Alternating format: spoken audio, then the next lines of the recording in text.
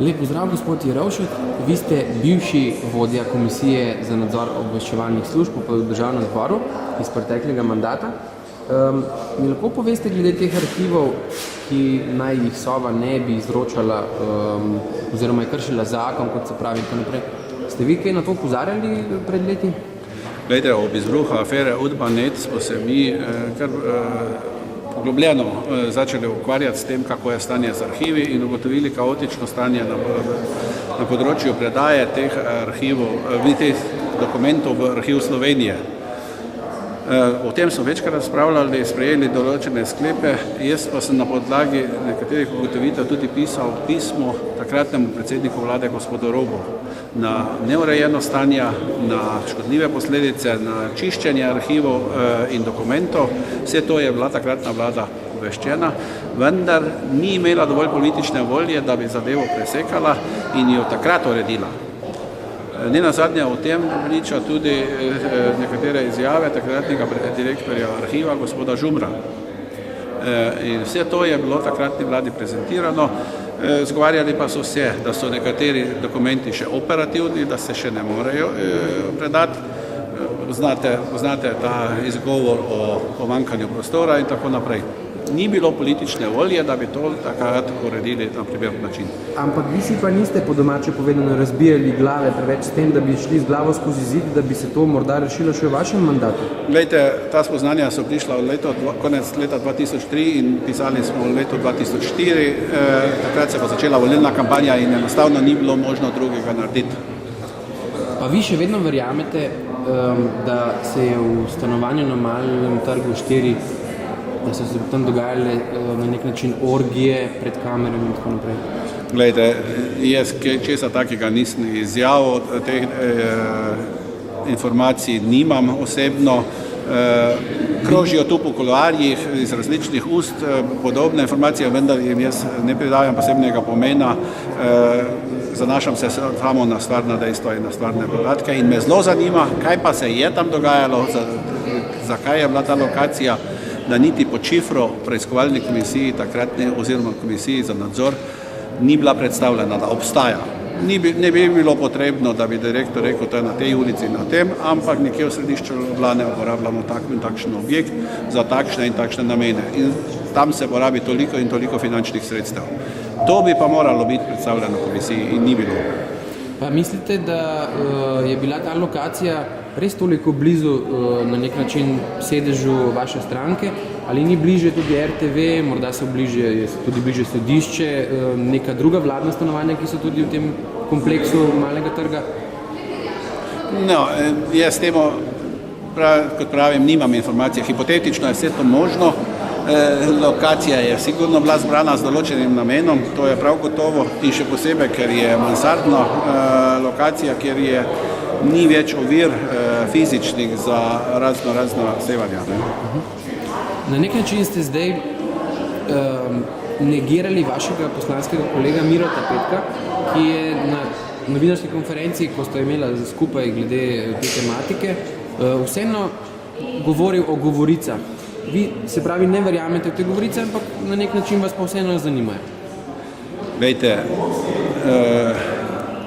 takšne informacije krožijo tudi po tej hiši iz različnih ust, različne informacije. Jaz sem toliko star parlamentarec, da nisem nikdar prvi med tistimi, ki take govorice prenašajo naprej. Najlepša hvala.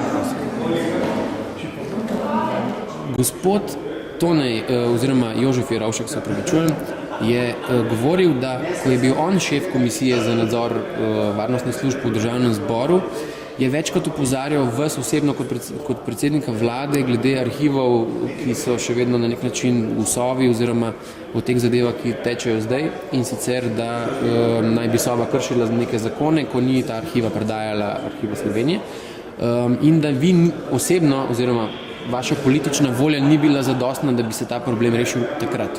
Kako komentirate te izjave? Ja, da je gospod Jerovšek precej vesel človek in se rad heca. Verjetno se je tudi v tem intervjuju precej hecal. Če se spomnite, je imel, ko je bil predsednik te komisije, zelo slikovito predstavo o tem, kaj se dogaja med slovenskimi in hrvaškimi odnosi, govoril o vohunih, ki plavajo pod Piranskim zalivom, če se spomnite. No in verjetno je to nekaj podobnega kot tisti vohuni hrvaški, ki da plavajo sred Piranskega zaliva.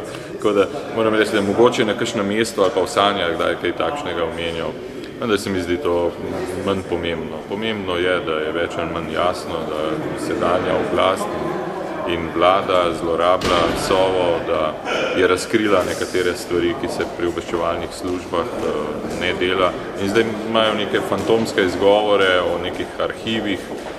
To se da razčistiti vedno iz vodi in šefi obveščevalnih služb. Torej jaz se kot predsednik vlade seveda samim arhiviranjem nisem ukvarjal.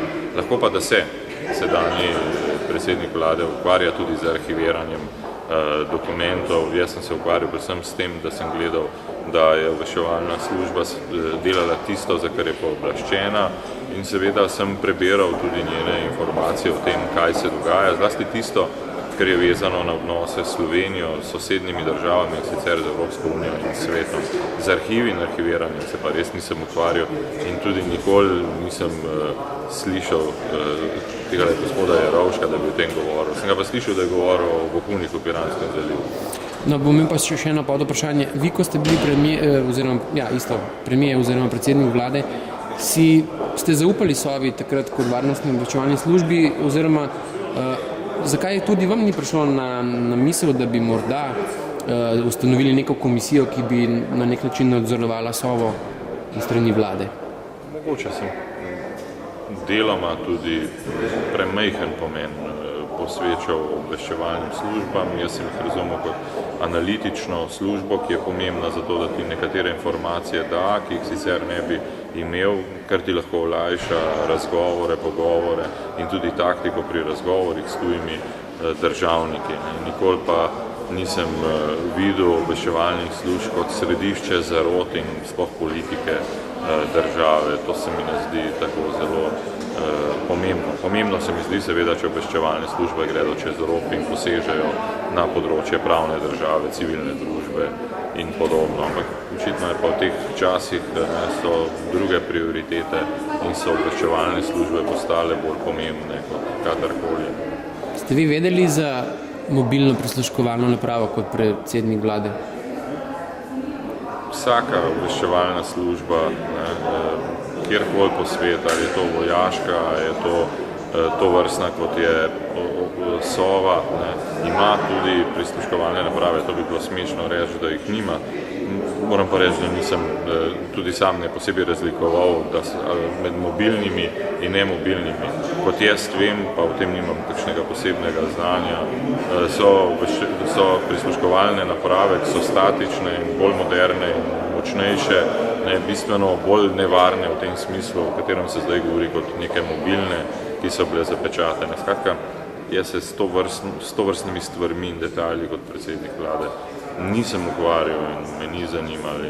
Je pa prav, da se s tem ukvarjajo na primer komisije za nadzor, da se s tem ukvarja parlament, da kolikor ugotovi nepravilnosti, da na to tudi opozori. No, in kar se tiče te famozne komisije, ki jo je gospod Jerovšek vodil, jaz moram reči, da nisem videl, ne vem, kaj ta komisija ugotovila in ne vem, kakšna opozorila dejala.